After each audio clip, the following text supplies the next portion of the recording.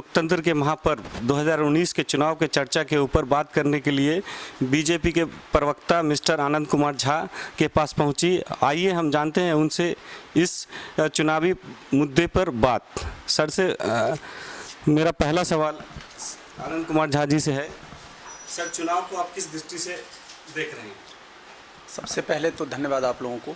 दूसरा कि लोकतंत्र के लिए 2019 बहुत महत्वपूर्ण है। देश के लिए, समाज के लिए, देश की प्रतिष्ठा के लिए और विकास के लिए, दोनों दृष्टि से बहुत ही महत्वपूर्ण है। और जनता विकास और राष्ट्र को मजबूत बनाने की दृष्टि से इस बार वोट करेगी। सर, मेरा दूसरा सवाल है, इस चुनाव में आपकी दृष्टि में सबसे महत्वपूर्ण मुद्दा क्या है? सबसे महत्वपूर्ण मुद्दा है विकास, पिछले 5 साल का कार्य और प्रधानमंत्री नरेंद्र मोदी जी का नेतृत्व पूरे भारतवर्ष में। और बिहार में जो विकास हुआ है नीतीश कुमार जी और सुशील मोदी जी के नेतृत्व में, उसके बेसिस पर में लोग वोट करेंगे। प्रधानमंत्री नरेंद्र मोदी जी दरभंगा आने वाले हैं और उनके कार्यक्रम की क्या तैयारी है?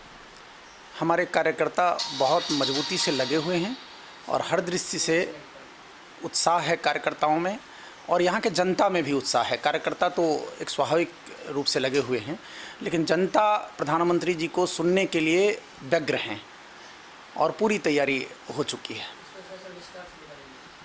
सर, इसको थोड़ा सा विस्तार से बोलें। हमारी पूरी तैयारी हो चुकी है।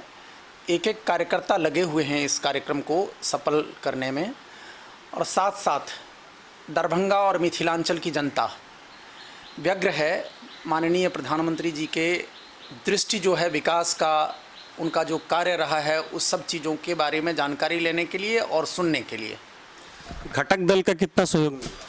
100% सहयोग मिल रहा है और हम साथ चुनाव लड़ रहे हैं। आप जब तुलना करेंगे महागठबंधन की और हमारी, तो आप अपने आप पाएंगे कि किस तरह उन लोगों में विभेद है।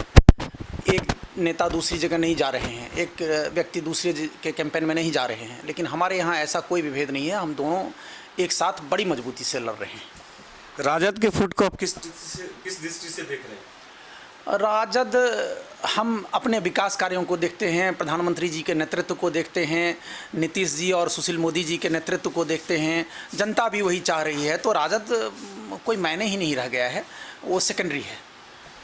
अगर 2019 में एनडीए की सरकार आती है तो आप बेरोजगार युवाओं के लिए आपकी सरकार क्या करेगी? देखिए, हम बेरोजगार युवाओं को अभी हमारे प्रधानमंत्री जी के नेतृत्व में बेरोजगार लोग रोजगार देने के क्रम में आ गए हैं और आगे पूरा भारतवर्ष बेरोजगार नहीं, रोजगार सृजन करेंगे वो युवक। ये तो 2014 में भी सर नरेंद्र मोदी जी का ये था सपना कि मतलब बेरोजगारी को दूर करना है, पर वो दिखता हुआ 100% नहीं दिख रहा है। आपको मैं बताऊं कि लगभग 7 लाख छोटे यूनिट्स स्टार्ट हुए हैं, 7 लाख, और 7 लाख यूनिट्स में अगर 5-5 लोग भी काम कर रहे हैं तो 35 लाख युवाओं को, एक मतलब बिहार की मैं बात बता रहा हूँ, युवाओं को काम मिला है। और ये पूरे भारतवर्ष में लगभग करोड़ों लोगों को स्वरोजगार की जो वृत्ति प्रधानमंत्री जी ने चलाया है, वो अपने आप डेवलप हो रहा है और आगे आने वाले समय में और ज़्यादा हमारे युवा स्वरोजगार की तरफ उन्मुख होंगे। उद्योग, बिहार के दरभंगा शहर में उद्योग के डेवलपमेंट के लिए आपकी सरकार अगर 2019 में आती है तो क्या करेगी? देखिए, सबसे क्योंकि यहाँ पे उद्योगों की कमी है, जिसके कारण जो यहाँ के दरभंगा के लोगों को बाहर की तरफ ज़्यादा पलायन हो रहा है।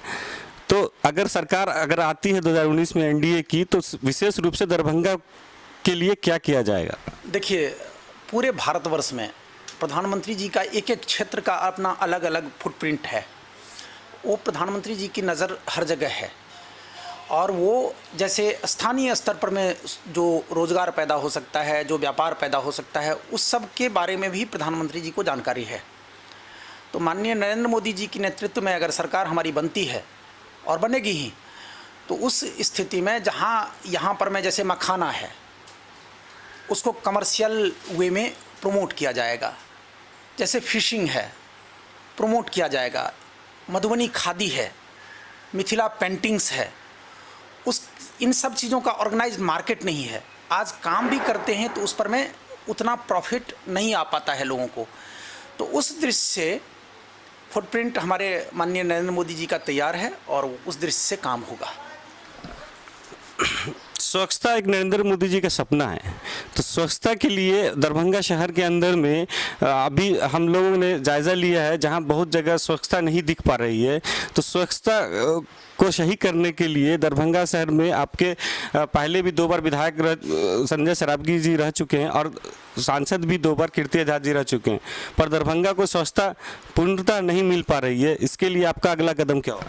देखिए, हाँ, ऐसे भी जो बहुत दिनों से समस्याएं रहती हैं उसके निदान करने में थोड़ा समय लगता है।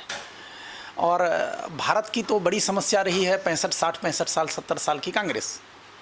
तो जब कचरा उन लोगों ने इतना एकत्रित कर दिया तो 10 साल की आप बात कर रहे हैं, 2-4 साल में वो सारा का सारा संपन्न हो जाएगा, एकदम स्वच्छ हो जाएगा दरभंगा भी। सर, मेरा ये आखिरी सवाल, शिक्षा के क्षेत्र में क्या डेवलपमेंट होगा जिससे दरभंगा के स्टूडेंट्स को दूसरे शहर में नहीं जाना पड़े? जैसे टेक्निकल एजुकेशन लेने जाना पड़ता है अभी, वो नहीं जाना पड़े। उसके लिए अगर आपकी सरकार आती है तो अगला कदम क्या होगा? देखिए, एक शहर से दूसरे शहर जाना या प्रमोशन के लिए जाना एक स्वाभाविक प्रक्रिया है। कोई भी माइग्रेशन जब होता है तो मजबूरी में नहीं होना चाहिए। और तो यहाँ पे शिक्षा की कमी है, टेक्निकल इंस्टीट्यूट नहीं है, जिसके कारण जो है युवाओं को मतलब दूसरे प्रदेश जाना पड़ता है। मैं आपको बताता हूँ कि किसी भी प्रदेश में क्या पोस्टल ट्रेनिंग के लिए हमारे दरभंगा में लोग नहीं आते हैं? असम, उड़ीसा और 6 राज्यों का पोस्टल ट्रेनिंग के सेंटर हमारे दरभंगा में है। DMCH में क्या बाहर से स्टूडेंट नहीं आते हैं? आते हैं। तो माइग्रेशन एक स्वाभाविक प्रक्रिया है, लेकिन यहाँ के और भी इंस्टीट्यूशंस डेवलप होने चाहिए। और जो मिथिला कभी बुद्धि के लिए, ज्ञान के लिए जाना जाता था, वहाँ और आवश्यकता है और बनाया जाएगा। मेडिकल कॉलेज की, यहाँ दूसरे मेडिकल कॉलेज की भी स्थापना की बात हो चुकी है, इंजीनियरिंग कॉलेज की स्थापना की बात हो चुकी है। उस सब के लिए जो है रोड मैप तैयार हो रहा है और हो जाएगा उस समय।